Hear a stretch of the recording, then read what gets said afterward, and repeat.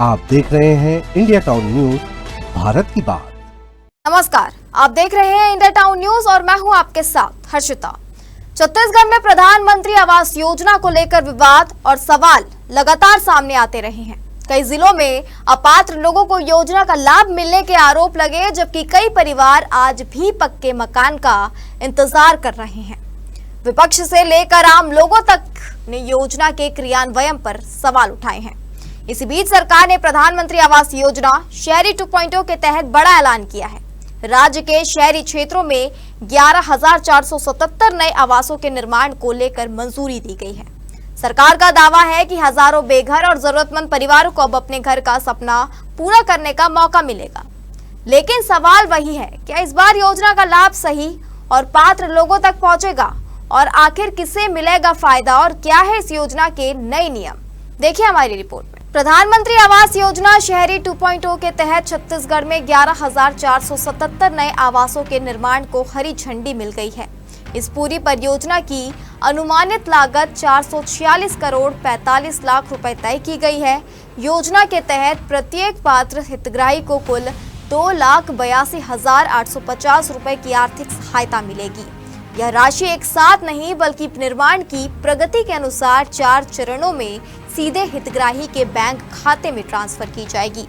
Foundation तैयार होने पर पहले किस्त के रूप में 1 लाख रुपए, लिंटर लेवल तक निर्माण होने पर 50,000 रुपए, छत डालने के बाद 50,000 रुपए और मकान पूरी तरह तैयार होने पर अंतिम किस्त जारी की जाएगी। सरकार का उद्देश्य है कि राशि का उपयोग केवल मकान निर्माण में हो और निर्माण कार्य तय समय में पूरा हो। सरकार का दावा है कि इस योजना से हजारों परिवारों को पक्का घर मिलेगा, लेकिन सिर्फ मंजूरी मिलने से मकान नहीं मिलेगा। योजना का लाभ लेने के लिए कई जरूरत शर्तों को पूरा करना होगा। साथ ही समय सीमा में निर्माण पूरा करने वालों के लिए सरकार ने अतिरिक्त प्रोत्साहन राशि का भी प्रावधान किया है। योजना के तहत बनने वाले प्रत्येक मकान का कारपेट एरिया 30 से 45 वर्ग मीटर के बीच होना अनिवार्य होगा। यदि निर्माण तय मानकों के अनुरूप नहीं हुआ तो किस्तों के भुगतान में दिक्कत आ सकती है। राज्य शहरी विकास अभिकरण यानी सूडा ने सभी नगर निकायों को निर्देश दिए हैं कि योजना का संचालन पूरी पारदर्शिता और निर्धारित दिशा निर्देशों के अनुसार किया जाए। योजना का लाभ केवल उन्हीं लोगों को मिलेगा जो संबंधित शहरी क्षेत्र के निवासी हैं, जिनके नाम पर देश में कहीं भी पक्का मकान नहीं है और जिनके पास स्वयं की जमीन या वैध पट्टा उपलब्ध है।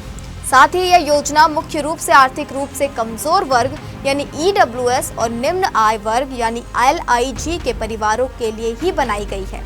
आवेदन के लिए आधार कार्ड, आय प्रमाण पत्र, भूमि संबंधी दस्तावेज और बैंक खाते की जानकारी देना अनिवार्य होगा।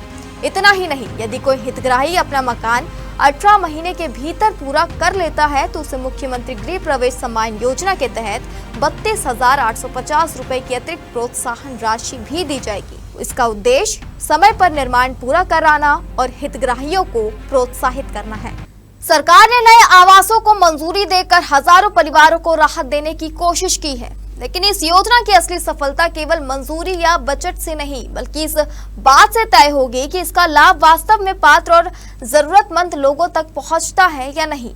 क्योंकि बीते दिनों प्रधानमंत्री आवास योजना को लेकर अपात्र लोगों को लाभ मिलने और पात्र परिवारों के वंचित रहने की शिकायतें लगातार सामने आती रही है। ऐसे में नई स्वीकृतियों के बाद प्रशासन के सामने सबसे बड़ी चुनौती पारदर्शिता, निष्पक्ष चयन और समय पर निर्माण सुनिश्चित करने की होगी। अब देखना होगा कि इस बार सरकार अपने दावों पर कितनी खरी उतरती है और कितने जरूरतमंद परिवारों का पक्का घर का सपना सच हो पाता है। इस रिपोर्ट में फिलहाल इतना ही। मुझे दीजिए इजाजत और आप देखते रहिए इंडिया टाउन न्यूज, भारत की बात। नमस्कार। आप देख रहे हैं इंडिया टाउन न्यूज, भारत की बात।